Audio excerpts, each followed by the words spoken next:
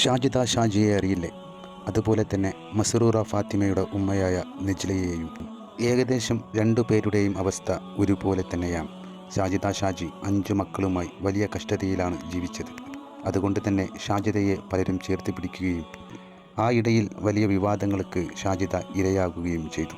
ഇതെല്ലാം ഈ പെൺകുട്ടിയുടെ ചില പ്രയാസങ്ങൾ മൂലം ഉണ്ടായതാണെന്ന് പറയുന്നതിൽ യാതൊരു തെറ്റും ഞാൻ കാണുന്നില്ല.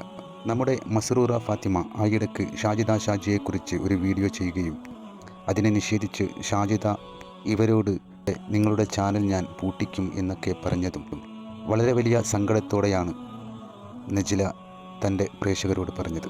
അന്നു മുതൽ നെജ്ലയുടെ ചാനലത വളരാൻ തുടങ്ങി. ഒരർത്ഥത്തിൽ പറയുകയാണെങ്കിൽ മസ്റൂറ ഫാത്തിമ എന്നുള്ള ചാനൽ ഇപ്പോൾ ഈ നിലയിലേക്ക് വളരാനുള്ള കാരണം തന്നെ നമ്മുടെ ഷാജിദ ഷാജിയുടെ ആ വാക്കുകളാണ്. ഇന്നലെ യൂട്യൂബിൽ നിന്ന് എനിക്ക് ആദ്യമായി സമ്മാനം ലഭിച്ചു എന്ന് പറഞ്ഞ് തൻ്റെ മക്കളുമായി നെജ്ല ആ പെട്ടി തുറന്ന് അതിലുണ്ടായിരുന്ന വസ്തുക്കളെല്ലാം പുറത്തെടുത്ത് കാണിക്കുമ്പോൾ അവർ പറഞ്ഞ ഒരു വാക്ക് എല്ലാവരും ശ്രദ്ധിക്കേണ്ട ഒരു കാര്യം തന്നെയാണ്.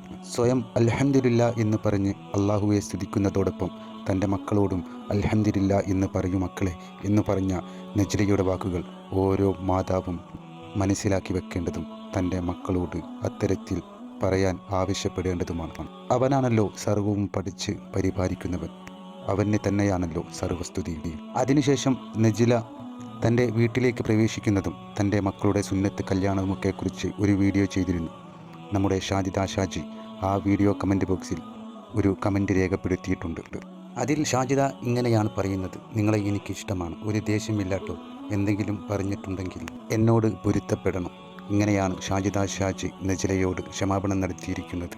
ഒരർത്ഥത്തിൽ ഷാജിദ ഷാജി അത്തരത്തിൽ നെജ്ലയോട് നിൻ്റെ ചാനൽ ഞാൻ പൂട്ടിക്കും എന്ന് പറഞ്ഞില്ലായിരുന്നെങ്കിൽ നെജ്ല ഇപ്പോഴും യാതൊരു റീച്ചുമില്ലാതെ തൻ്റെ കഷ്ടതയുമായി മുന്നോട്ട് പോകുമായിരുന്നു. ഒരർത്ഥത്തിൽ ഷാജിദ ഷാജി അങ്ങനെ പറഞ്ഞതിൽ നെജ്ലയാണ് ഷാജിദയോട് നന്ദി പറയേണ്ടത്. നെജ്ലയുടെ വീഡിയോ കാണുമ്പോൾ തന്നെ അറിയാം അവരുടെ ഉള്ളിലുള്ള വിശ്വാസത്തിൻ്റെ ആഴം എത്രയാണെന്ന്.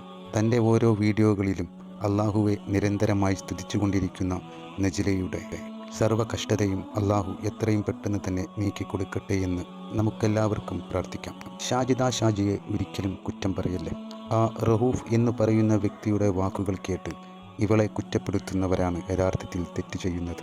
അയാൾ തെറ്റുകാരനാണെന്ന് അറിഞ്ഞതിൻ്റെ പേരിലാണ് ഷാജിദ ആ ബന്ധം ഉപേക്ഷിച്ചതും മറ്റും. തെറ്റുകൾ സംഭവിക്കാത്തവരായി ഭൂമിയിൽ ആരും തന്നെയില്ല. പശ്ചാത്താപ മനസ്സോടുകൂടി അള്ളാഹുവോട് അതിനെക്കുറിച്ച് പാപമോചനം തേടുകയാണെങ്കിൽ അവൻ തീർച്ചയായും പൊരുത്തപ്പെട്ടു നൽകുന്നതുമാണ്. ഒരു വേളയിൽ തന്നെ ചേർത്ത് പിടിച്ചവർ തന്നെ കുറ്റപ്പെടുത്തിക്കൊണ്ടിരിക്കുന്നത് ഒരു പെൺകുട്ടിക്ക് എങ്ങനെയാണ് സഹിക്കാൻ കഴിയുന്നത്? ഷാജിദ ഷാജിക്ക് ഒരു വീട് വേണം. നിങ്ങളുടെ സഹായമില്ലാതൊരിക്കലും ഷാജിദക്ക് അതിനാവില്ല. എല്ലാവരും ഷാജിദയെ സഹായിക്കണമെന്ന് അഭ്യർത്ഥിക്കുന്നു. ഷാജിയുടെ 5 മക്കളെ ഓർത്തെങ്കിലും